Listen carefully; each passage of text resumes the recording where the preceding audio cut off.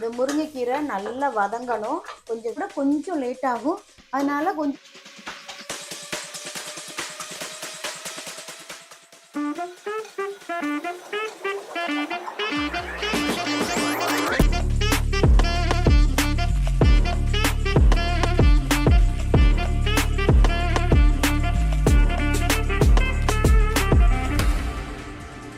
Hi friends, welcome to judge family. நான் இப்போ உங்களுக்கு முருங்கைக்கீரை சாம்பார் எப்படி செய்யணும்னு சொல்லித்தர போகிறேன். முருங்கைக்கீரை சாம்பார் செய்கிறதுக்கு நான் இந்த பாருங்கள், முருங்கைக்கீரை வந்து இங்கே அபுதாபியில் நம்ம வளர்க்கலாம் முடியாது. அரபி வீடுகளில் மோஸ்ட்லி நிறைய வீடுகளில் முருங்கைக்கீரை இருக்கும், முருங்கை மரம் இருக்கும். நாங்கள் வந்து நிறைய முருங்கைக்காய் பறிச்சுட்டு வந்திருக்கோம். முருங்கைக்கீரை முன்னாடியே நாங்கள் இதை பறித்து நாங்கள் செய்து வீடியோ கூட போட்டிருக்கேன். முருங்கைக்காய் கூட்டு, அப்புறம் முருங்கைக்கீரை பொரியல் எல்லாம் போட்டிருக்கேன். முருங்கைக்கீரை சாம்பார் இப்போ செய்ய போகிறேன். இந்த முருங்கைக்கீரை சாம்பார் செய்கிறதுக்கு இந்த பாருங்கள், இந்த முருங்கைக்கீரை எடுத்திருக்கேன். இது வந்து ஒரு 2 கைப்பிடி அளவு, நீங்கள் இப்படி எடுத்தீங்கன்னா 2 கைப்பிடி அளவு வரும். இந்த முருங்கைக்கீரையை வந்து நம்ம செய்கிறதுக்கு இதை பாருங்கள், தேவையான பொருட்கள் என்னெல்லாம்னு பாருங்கள். இது வெள்ளைப்பூடு, ஒரு 2 வெள்ளைப்பூடை சதைச்சி வச்சுக்கோங்க. இது வந்து சின்ன வெங்காயம், அது வந்து நான் உரல்ல இடித்து வச்சுருக்கேன். ஒரு 4 பச்சை மிளகாய், பல்லாரி வெங்காயம், அதாவது பெரிய பல்லாரி வந்து ஒரு வெள்ளை பாதியை வெட்டி வச்சுருக்கேன். பாதி வந்து நான் பருப்பு வேக வைக்கும் போது பாதி வெங்காயம் போட்டுட்டேன். ஒரு 2 வெள்ளைப்பூடு, ஒரு தக்காளி, அது என்ன காயப்பொடியும் போட்டு நான் வந்து வேக வச்சுருக்கேன். நீங்கள் வந்து அந்த இப்போ நான் 100 கிராம் பருப்பு போட்டிருக்கேன். 100 கிராம் பருப்புக்கு நீங்கள் வந்து ஒரு 1.5 டம்ளர் தண்ணி ஊற்றி நல்லா வேக வச்சுருங்க. ஒரு 4 to 5 விசில் நல்லா வேக வச்சுட்டிங்கன்னா ரொம்பவும் குழஞ்சிட வேண்டாம், ஓரளவு நல்லா வெந்திருக்கும். இந்த பாருங்கள், நான் வேக வச்சுருக்குது இப்படி இருக்குது.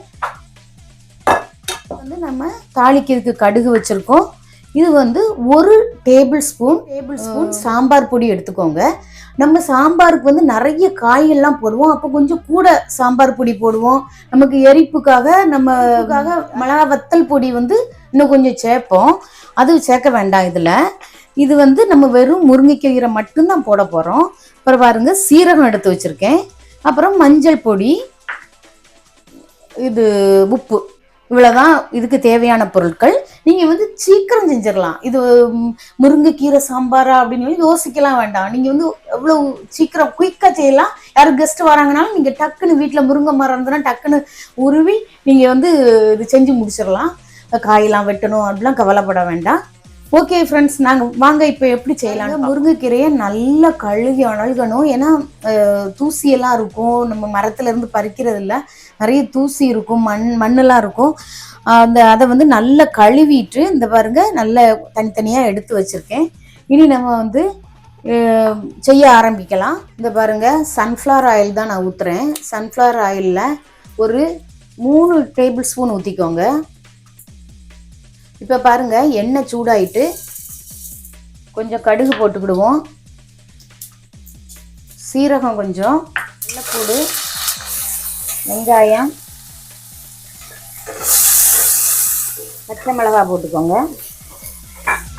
இது பாருங்கள், இப்போ இது கொஞ்சம் நல்லா வெந்ததுக்கப்புறம் நம்ம மஞ்சள் பொடி கொஞ்சம் போட்டுக்கிடுவோம். 1 டேபிள் ஸ்பூன் இது சாம்பார் பொடி எடுத்து வச்சுருக்கேன்ல, அந்த சாம்பார் பொடியை போட போகிறேன். சாம்பார் பொடி போட்டுட்டு நீங்கள் இந்த 2 கை குத்து அளவு எடுத்து வச்சுருக்கேன். அந்த முருங்கைக்கீரையை நீங்கள் போட்டு நல்லா மிக்ஸ் பண்ணுங்கள். இந்த முருங்கைக்கீரை நல்லா வதங்கணும், கொஞ்சம் வேகணும். முருங்கைக்கீரை எல்லா கீரையுமே வந்து சீக்கிரமாக வெந்துடும். இந்த முருங்கைக்கீரை வேறு கொஞ்சம் மற்ற கீரைகளை விட கொஞ்சம் லேட் ஆகும். அதனால் கொஞ்சம் பொறுமையாக அதையும் கொஞ்சம் வேக வச்சுக்கோங்க. முருங்கைக்கீரை வந்து முருங்கை மரத்தில் உள்ள எல்லாமே உங்கள் ஹெல்த்துக்கு ரொம்ப நல்லது. முருங்கைக்காய், முருங்கைக்கீரை, முருங்கைப்பூவில் வந்து பொரியல் செய்யலாம். முருங்கை இலையில வந்து நீங்கள் சூப்பு போட்டு குடிக்கலாம். முருங்கைப்பூக்கு சூப் போட்டு குடிக்கலாம். முருங்கைக்காய் எல்லாமே இப்போ நீங்கள் வாரத்தில் ஒரு நாள் நீங்கள் முருங்கைக்காய் சாம்பாரோ அல்லது முருங்கைக்காய் பொரியல், முருங்கை இலையை வந்து கீரை பொரியல் வச்சு சாப்பிடலாம். அப்படி வந்து நீங்கள் வந்து இதில் வந்து ஏதாவது வாரத்தில் ஒரு நாள் சாப்பிடுங்க, 2 நாள். சின்ன பிள்ளைங்களுக்கெல்லாம் கொடுங்க. அவங்களுக்கு வந்து நல்ல அயன் கிடைக்கும், பொட்டாசியம் இருக்குது, எல்லா கால்சியம் இருக்குது. உங்களுக்கு வந்து ரொம்ப ஹெல்த்துக்கு நல்லது இது. அதனால அதாவது நம்மளுக்கு ஹீமோகுளோபின் கம்மியாயிரும், சிலவங்களுக்கு ரொம்ப கம்மியாக இருக்கும். அவங்கெல்லாம் வந்து கண்டிப்பாக நீங்கள் முருங்கைக்கீரை பொரியலோ சூப்போ ஏதாவது நீங்கள் கண்டிப்பாக சாப்பிடுங்க. நல்ல ரைஸ் ஆகும், உங்களுக்கு ஹீமோகுளோபின் லெவல் வந்து நல்ல ரைஸ் ஆகும். அதை நீங்கள் பார்ப்பீங்க. அதை கண்டிப்பாக நீங்கள் செய்யுங்க. கொஞ்சம் உப்பு போட்டுக்கிடுவோம். டாக்டர்ஸ்கிட்ட போனால் கூட அவங்க வந்து உங்களுக்கு ஹீமோகுளோபின் கம்மியாக இருக்குது, கை முட்டு வலிக்கு, கால் முட்டு வலிக்கு அப்படின்னு சொன்னால் உடனே அவங்க டயட்டிஷியனாக இருந்தாலும் நியூட்ரிஷன் இருந்தாலும் அவங்க முருங்கைக்கீரை சூப்பு குடிங்க, முருங்கைக்கீரை பொரியல் சாப்பிடுங்க, இதுதான் சொல்கிறாங்க. அதனால நீங்கள் வந்து எல்லாருமே இந்த முருங்கைக்கீரையில் ஏதாவது செய்து, முருங்கைக்காய் எல்லாமே நல்லது தான். நீங்கள் ஹீமோகுளோபின் கம்மியாகிறதுனால நமக்கு நிறைய பாடியில் நிறைய பிரச்சனைகள் வரும். அதனால அதை வந்து நீங்கள் ப்ரிவெண்ட் பண்ணணும், உங்கள் பாடியில் எல்லா பிரச்சனைகளும் வராமல் இருக்கணும்னா இதை வந்து கொஞ்சம் கொஞ்சமாக சாப்பிடுங்க. உடனே உங்களுக்கு எல்லாம் ரைஸ் ஆகாது. நீங்கள் சாப்பிட சாப்பிட உங்களுக்கு வந்து அது நல்ல ரைஸ் ஆகி நல்ல ஹெல்த்தியாக இருக்கலாம். நம்மளே ஃபீல் பண்ண முடியும். இது சாப்பிட்றதெல்லாம் ஊற்றலை, தண்ணி ஊற்றாம தான் நான் வந்து இதை வதக்கியிருக்கேன். நல்ல கலர் மாறிட்டு பாருங்கள். நான் சாப்பிட்டு பார்த்தேன், வெந்திருக்கு, நல்லா வெந்துட்டு. இப்போ வந்து நான் வேக வச்சு வச்சுருக்கேன். நம்ம இதில் மிக்ஸ் பண்ணி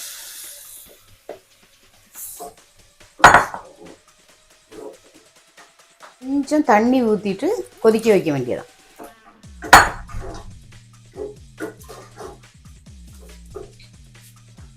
இந்த முருங்கைக்கீரை சாம்பாருக்கு வந்து எல்லாமே வந்து நல்ல உப்பு புளிப்பு எல்லாமே கரெக்டாக இருக்குது. இதில் வந்து ரொம்பலாம் காரம் இருக்காது. நீங்கள் வந்து இந்த நம்ம 4 பச்சை மிளகாய் போட்டிருக்கோம், அப்புறம் என்ன போட்டிருக்கோம், சாம்பார் பொடி, அதுதான் அதில் உள்ள காரம் தான். ஒரு டேபிள் ஸ்பூன் தான் போட்டிருக்கேன். நல்லா இருக்கும். சின்ன பிள்ளைங்களுமே நல்லா ஹாப்பியாக சாப்பிடுவாங்க. இது நீங்கள் கொடுக்கும் போது பிள்ளைங்களுக்கு வந்து நெய் ஊற்றி கொடுங்க, ரொம்ப டேஸ்ட்டாக இருக்கும். ஒயிட் ரைஸில் இதையும் போட்டு நெய் ஊற்றி சாப்பிடுங்க, ரொம்ப டேஸ்ட்டாக இருக்கும். 3 மினிட்ஸ் இருந்தால் போதும், வெந்துடும், நல்ல இதாயிரும், மிக்ஸ் ஆயிரும், நல்ல மிக்ஸ் ஆகி வந்துடும். அதுக்கப்புறம் ஆஃப் பண்ணி வச்சுருக்கேன். பாருங்க, முருங்கைக்கீரை சாம்பார் ரெடி. அவ்வளோதான். நீ வேறு பாத்திரத்தில் நான் மாற்றிட்டு உங்களுக்கு காட்டுறேன். இந்த பாருங்க, முருங்கைக்கீரை சாம்பார் ரெடி பண்ணிட்டேன். இந்த சூப்பர் டேஸ்ட், ரொம்ப டேஸ்டியாக இருக்குது. இதை வந்து ஒயிட் ரைஸில் நம்ம நெய் ஊற்றி சாப்பிட்டா ரொம்ப டேஸ்ட்டாக இருக்கும். நீங்களும் இதே மெத்தடில் செய்யுங்க.